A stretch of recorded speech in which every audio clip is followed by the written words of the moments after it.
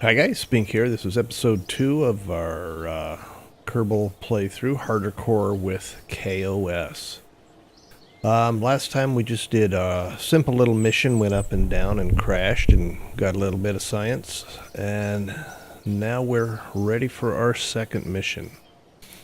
If we recall, our contract we have is for hitting 18 kilometers, and we're certainly not going to do that with the parts we have.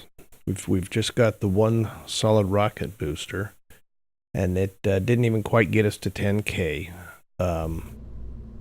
first go around, so there's not much else we can do with this thing. We just have the one science experiment. What we can do is stick it out on the runway and just do science there, which we may have to, but I'd rather not. So my next plan is we used the tilted fins to give us a nice straight launch. And my thinking here is, what if I leave the fins, return the fins to be straight, knowing that it's going to veer off one way or another. And hopefully it's going to veer over something that's going to let me do science. What are we looking at? We're looking at day 13, so we're coming up on our first monthly budget here on day 31. So we're basically about halfway through. So I think I've got one mission that I can kind of, not really throw it away, but kind of take a chance. I do have 3 months of funds here, so I think we're probably okay at this point. But so that's what I'm going to do. I'm going to try that and see if that gets us what we want. All right, so let's take this. I think, whoopsie. I think the easiest way is just take them off and put new ones on.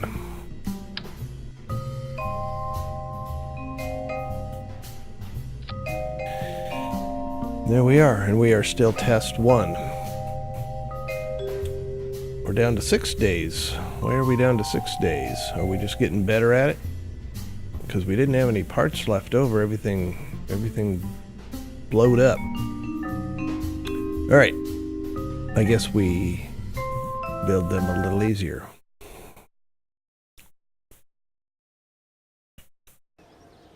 All right. Where are we at here? There we are. VAB. Warp to complete.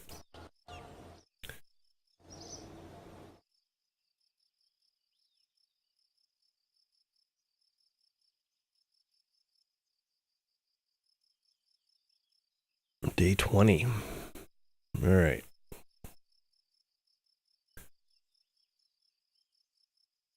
Just close, roll him out.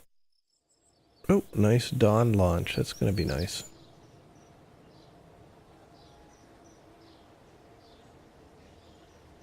That's what all this is. Oh, we've already seen all that.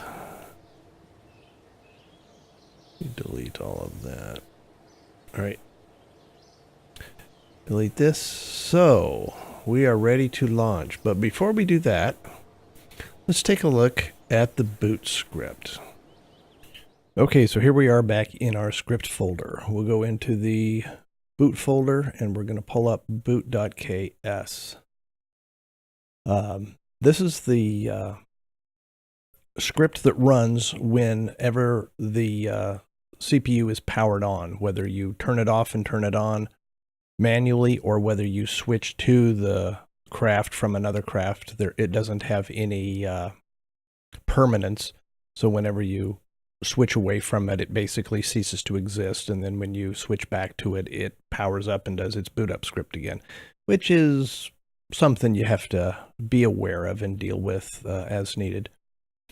When we set the memory or the storage from the CPU, if you recall back from when we were setting the boot file and also increasing the storage, that refers to the one volume. There are two volumes in the Kerbal scripting. There is the one volume, which is the storage that's actually on the part. In our case, I believe that was 20,000 bytes.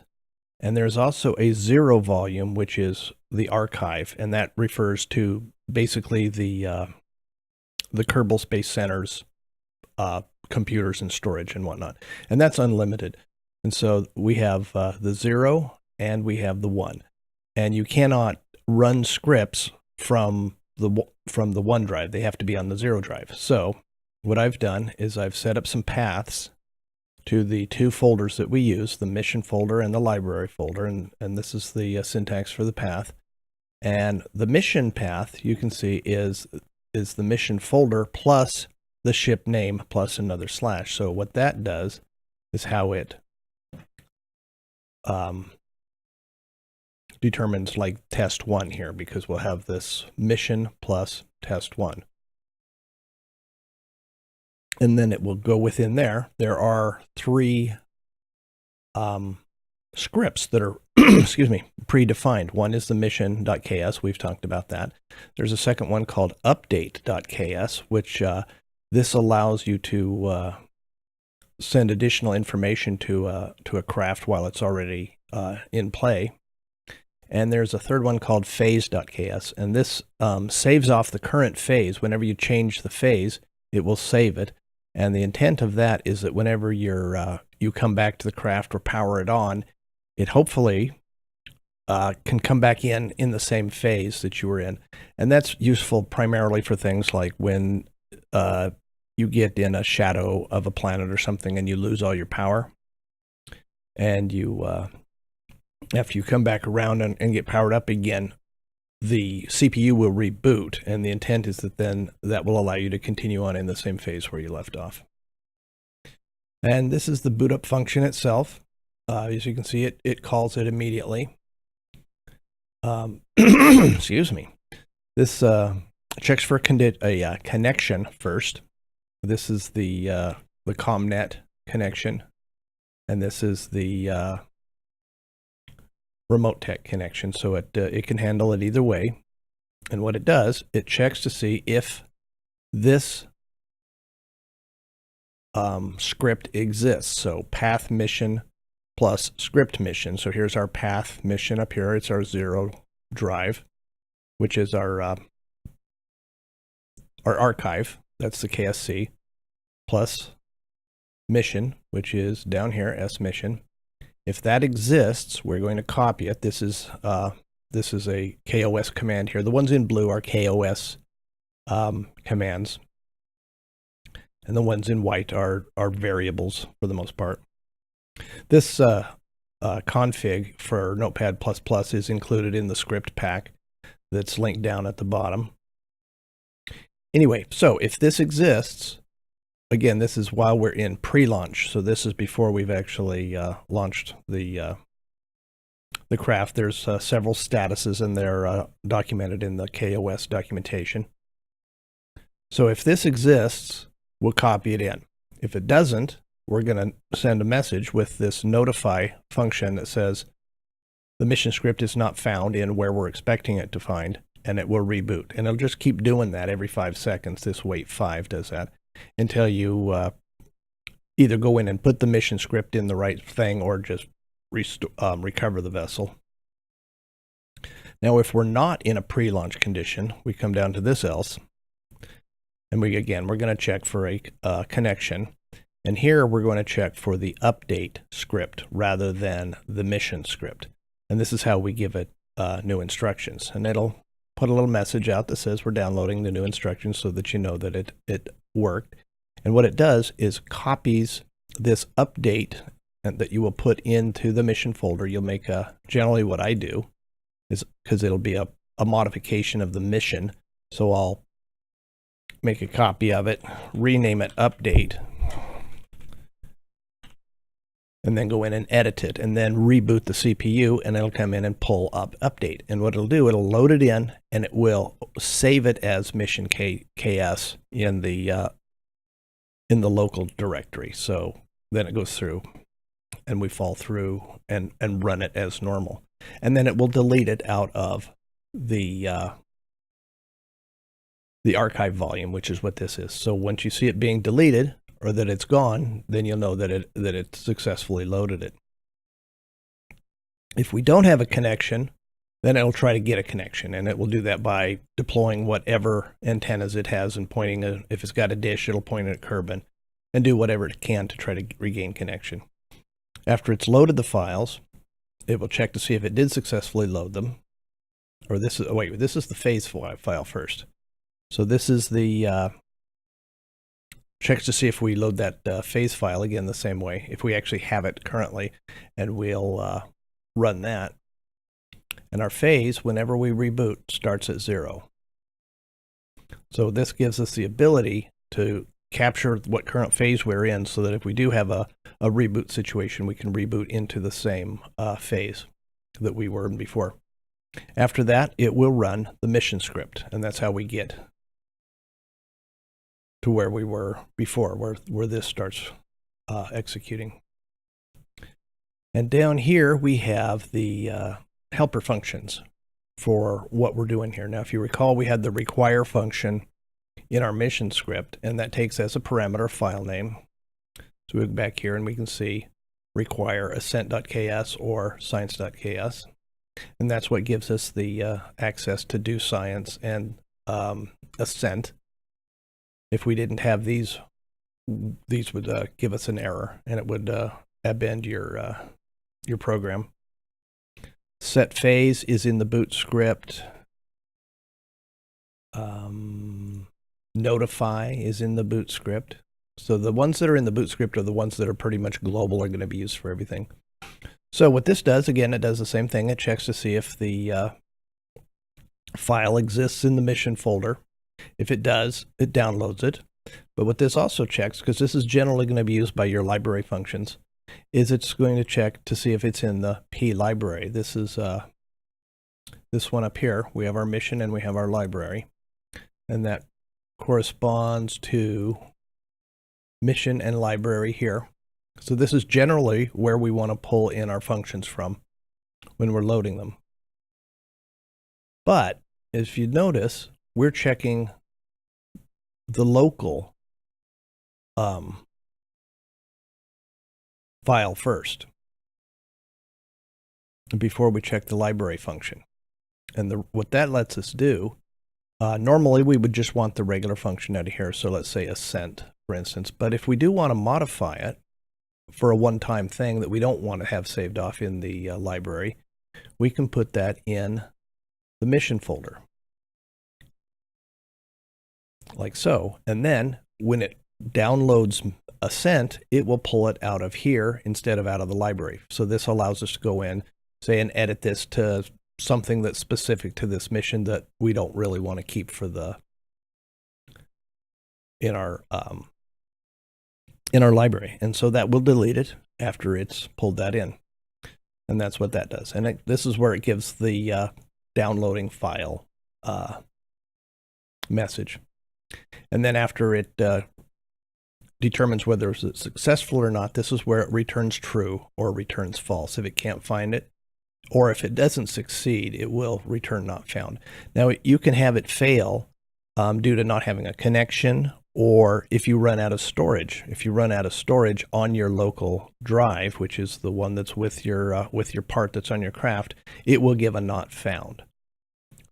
At some point, I'm going to have to go in there and see if I can make a better error message for that so that it can give you a little more information. Okay, here's our set phase. And all it takes is one parameter, pnew, and it sets the current phase to whatever you pass it in and gives you a little message that says, okay, we're now in the next phase. It switches to the local drive. It deletes S phase if it currently exists.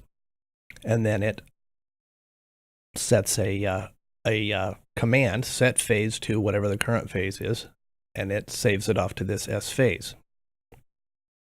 And that's how we save off the phase so that when we reboot, we can pull in the same phase. The next function is our notify function. This takes several parameters. You can see some of the functions have the parameter that says is after it rather than just a parameter like this. And what that does, that gives you a default. So in this case, normally we don't care about all these other functions. We don't need to, or these other parameters. We don't need to change them. And it's only the message that we change. So we just bring the message in and the rest of them default to this.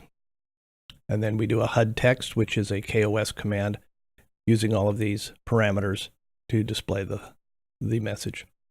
The next function is elapsed time, etime, and all that does is says how many seconds have passed since the last time I called etime. And you saw we used that when we're looking at the science counter.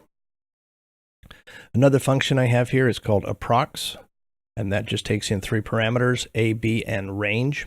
And that just says, hey, is A and B within a particular range? That's all that does. And the last one is longitude to degrees, which changes longitude to degrees. Now, I don't think that needs to be in the boot script. That should be in another file dealing with navigation. I'll have to move that. Now, excuse me, I did not come up with all of this stuff on my own. There's a fella on YouTube named Kevin Giese, and he made a series of videos about how to use kOS. In fact, he used it to teach programming techniques. And his YouTube channel is called Cheers Kevin, and I'll link that in the bottom, and it is very, very useful, and that's how I got started in this. A lot of the code I've got originally came from him, and I've modified it for my own use, but I've certainly got to give a shout out to him for getting me started in this, and some of this code is still probably just straight up from what he had. And I've also picked up a little bit of stuff here and there, like on the Reddit forums or the Kerbal forums. And I never thought this would go public, so I never bothered to remember what came from where. So anyway, if I copied some stuff from you, thanks a bunch. And that's pretty much it for our boot script. Okay, so now we can launch this thing. And hopefully it'll pick up enough science to let us get a new node.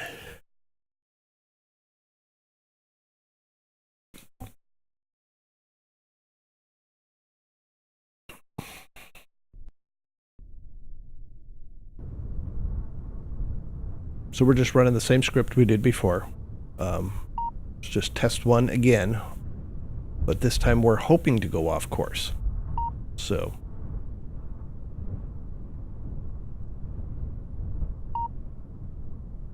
that little beep is from the Chatterer mod. Using that. All right. Uh-oh, something.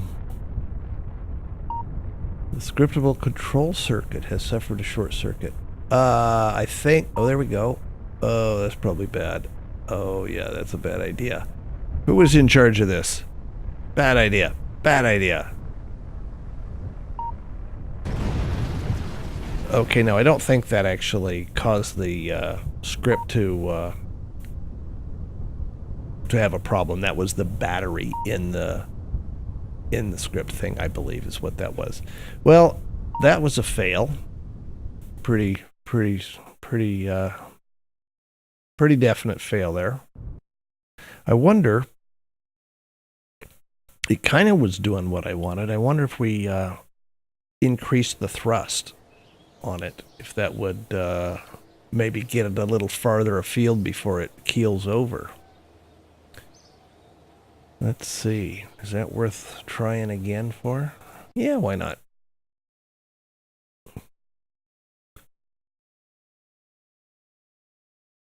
All right, so let's just raise the thrust limiter up to, say, 3.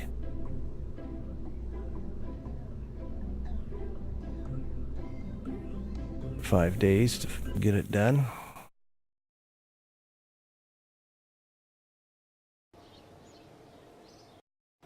Let's see.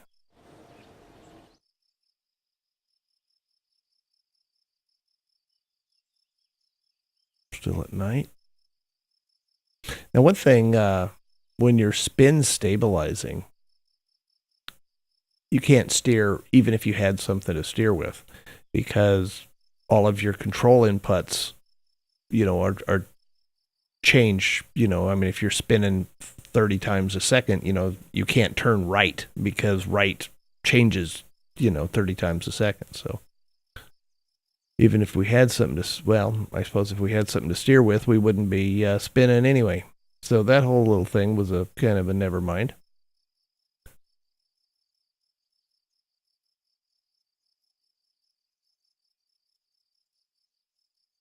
All right. Well, let's let him go into the daytime. This will be our last mission of our first month. All right, let's launch it.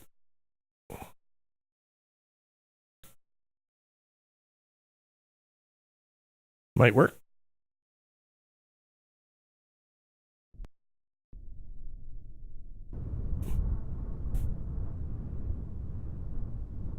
Here's our loading our files.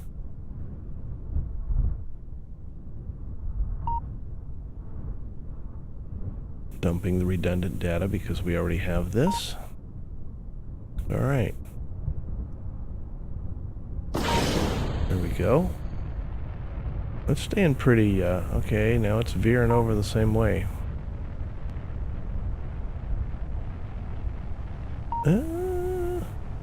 Yeah.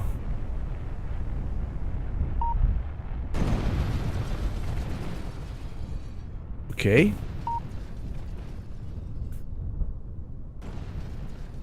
Well, we had a more spectacular crash. All right, probably got to quit screwing around now. Back to the Space Center.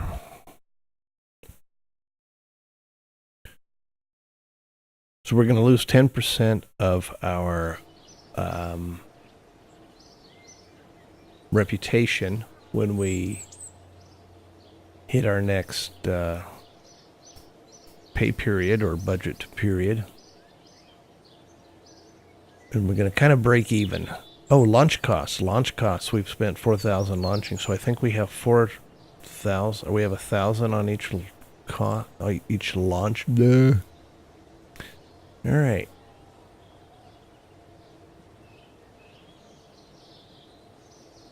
Yeah, I guess we're just gonna have to fudge. Well, not fudge it. It's just, oh, went the wrong way.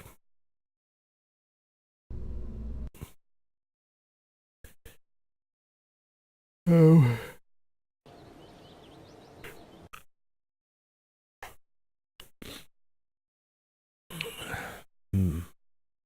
Rather not do this, but you gotta do what you gotta do.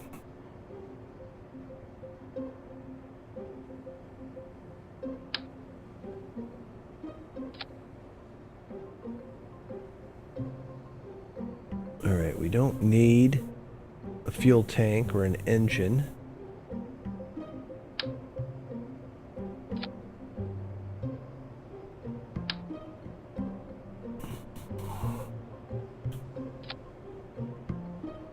And this.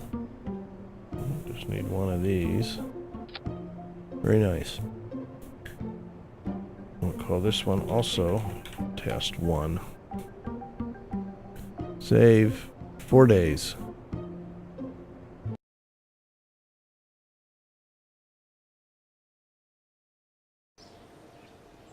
And now we're in Spaceplane Hangar. And we will not get this complete before we hit our thing. Now the monthly budget shows up here. It doesn't make a message, so you got to be paying attention because you can miss it. Can't justify extending your budget. So I'm not quite sure what that meant, but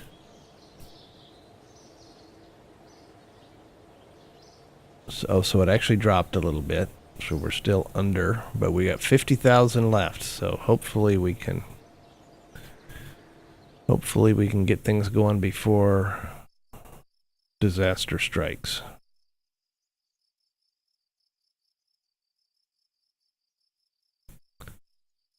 Just one delete. I don't think we need to wait till morning on this one.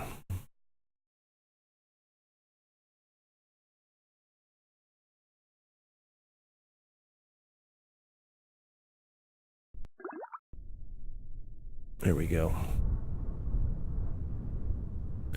Oh, and it's rolling around.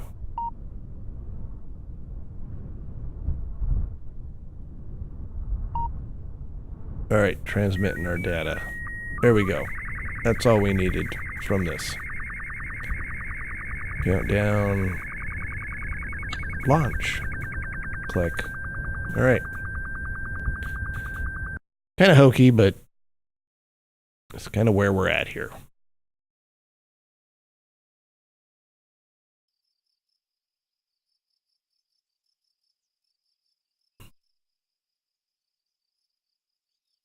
All right, so now we'll go into here, and now what I would recommend for what order you pick stuff in is first pick something that gives you more science, either a new science experiment or a part that lets you get an existing science experiment into a different place that gives you science, because especially in the early going of this, it's pretty tough to get going. Like if we had chosen, well, technically that would work, but say if we chose basic rocketry and we researched that, we don't have an engine, we're now probably just stuck. So anyway, we'll take this first. Boom. All right. Okay, now, whoops. Now we have another science experiment. So what we're going to do is run old test 1 again and grab the barometer experiment that we can get with that. And let's go back to putting this guy on a slant fin. Save. 6 days. Launch.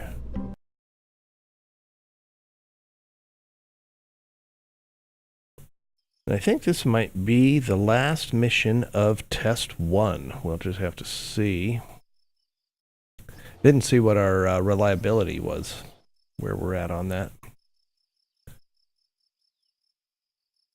We're, I think, generation 4 on all of our parts.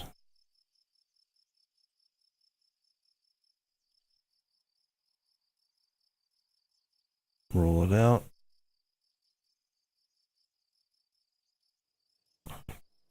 No, just starting to be dawn.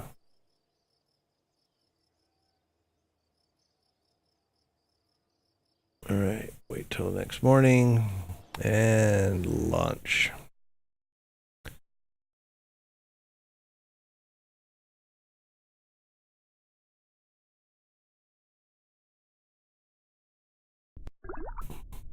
So now we have our atmospheric pressure scan we can do. And it should do that as soon as it grabs science. There we go.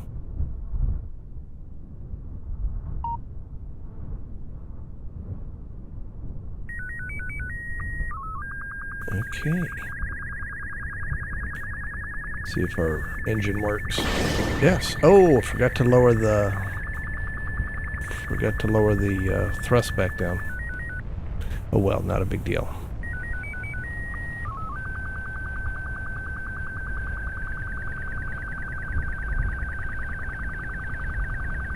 We're certainly not going to get as high.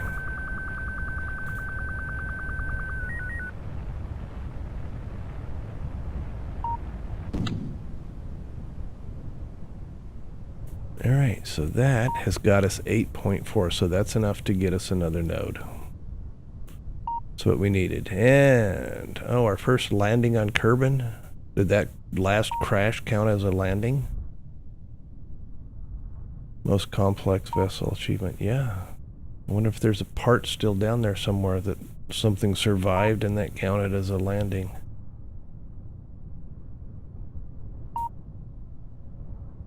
All right. Now we're out. No, I guess we're not. I thought we might have been out over the water, but we are not.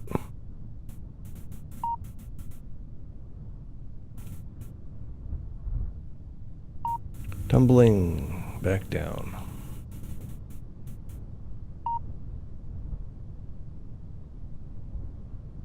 Still trying to collect data.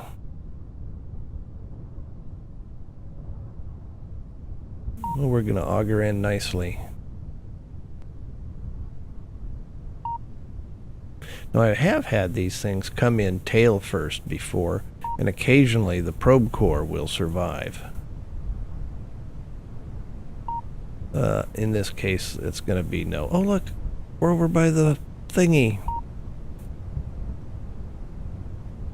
There's a mission, a contract in the SETI contracts where you're supposed to land, bring a lander and land within 40 meters of this. So that's pretty fun to do, especially with the scripting. We'll do that in a little while. Back to Space Center. All right. So we've got past the hard part, which was just getting that first node, and now we'll be making some progress. We don't have enough science to do both a fuel tank and an engine. So what I'm going to do is go into aeronautics and get the parts to make a science buggy. Go over here, get some structural parts, and then we'll just do the science buggy thing and get all of the science from around the KSC, and then we'll pick up most of these and get into stuff like that, and we'll be able to start doing a little bit more than just straight up and straight down kind of missions. I think that's probably it for time. So next time around we will do the science buggy thing. I'll probably do that in fast motion or something, because you won't really want to watch me driving a little buggy around. And I think we'll look at the science script and how that's working, and how it is that it's able to do all the things that we see it doing, getting the data, evaluating it, dumping if it's bad, or if it's something we already have, or then transmitting it. So that's what we will do next time. Thanks for watching.